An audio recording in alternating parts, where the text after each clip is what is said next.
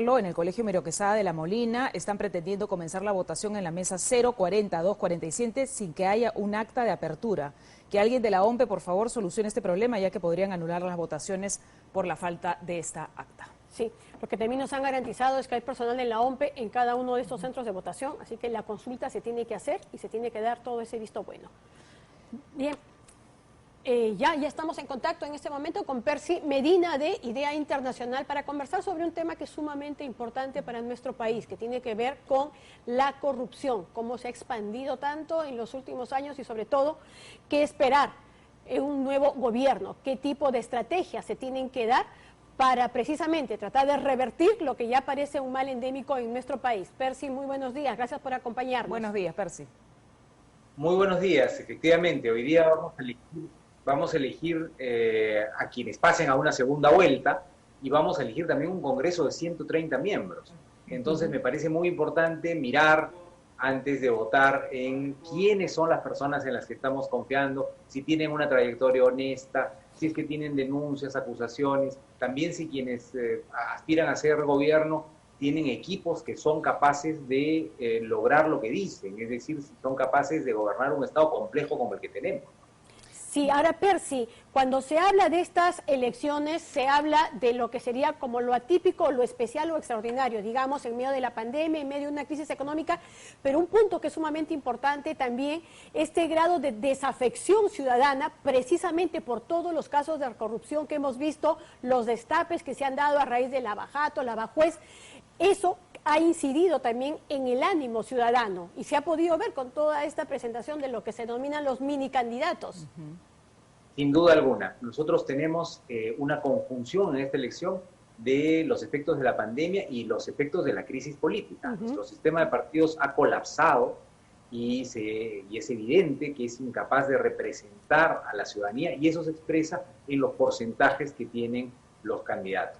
Los dos candidatos que pasen a la segunda vuelta juntos van a tener el menor porcentaje que hayan tenido cualquiera otros dos candidatos que hayan pasado en elecciones anteriores a la segunda vuelta, ¿no? Es decir, el porcentaje que tiene el primero y el segundo en esta ocasión va a ser menor, va a ser un récord histórico, va a ser menor que cualquier otra elección. Y eso tiene que ver con la desafección de la gente con la política, con la dificultad para encontrar que estos políticos representan adecuadamente a las personas. Así que para la segunda vuelta ojalá haya una discusión de fondo, una discusión profunda sobre cuáles son las condiciones para ejercer el gobierno por los próximos 5 años y el gobierno del país. Claro, hay también ese desánimo, Percy, en el elector, porque claro, vemos todos estos temas de corrupción, también durante la pandemia hay más de 500 investigaciones abiertas por fiscales anticorrupción en el país. ¿Cómo hacer? Claro, todos los candidatos hablan sobre la lucha, ¿no?, contra la corrupción, pero ¿qué medidas concretamente se deberían de tomar en los próximos meses con este nuevo gobierno? Bueno, es indispensable tener un marco de integridad en el Estado, ¿no? No se trata solamente de dar penas a los corruptos, se trata de que haya un marco legal que impida el conflicto de interés, que impida las puertas giratorias, que impida relaciones indebidas entre el sector público y el sector privado. Eso es fundamental. Que haya mucha transparencia en la manera como se hacen las cosas en el Estado, las compras, no solamente las compras, sino incluso las decisiones que se toman, porque a veces la corrupción no pasa por una licitación o la compra de un bien o una obra, sino también por las políticas que se toman en un Estado que pueden favorecer a determinado sector económico o a determinadas personas. Lo mismo ocurre en el Congreso. No solamente los marcos de integridad tienen que estar en el Ejecutivo, también en el Congreso. Quienes tienen intereses en sectores no pueden poner esos intereses por delante al momento de tomar decisiones, al momento de aprobar leyes.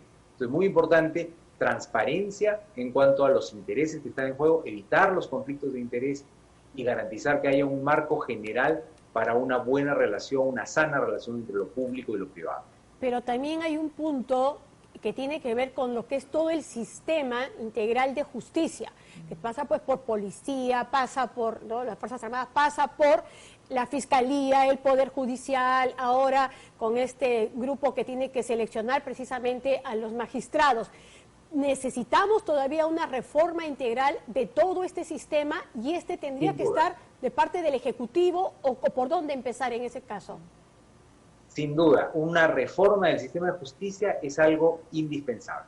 No podemos tener un sistema de justicia tan poco predecible, con tanta corrupción en sus distintos niveles, y eso es una tarea que excede el marco de un gobierno, no es algo que un gobierno va a hacer, pero es algo que se puede empezar a hacer en el próximo gobierno y quizá a lo largo de varios periodos irlo afianzando.